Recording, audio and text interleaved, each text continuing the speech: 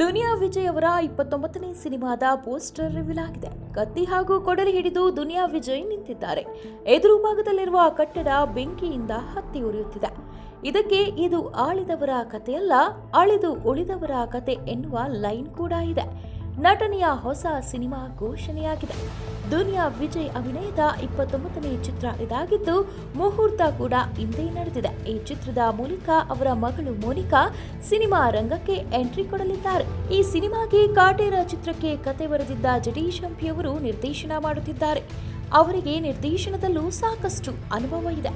ದುನಿಯಾ ವಿಜಯ್ ಅವರಿಗೆ ಮಗ ಸಾಮ್ರಾಟ್ನನ್ನು ಚಿತ್ರರಂಗಕ್ಕೆ ಪರಿಚಯಿಸಬೇಕೆಂಬ ಆಸೆ ಇದೆ.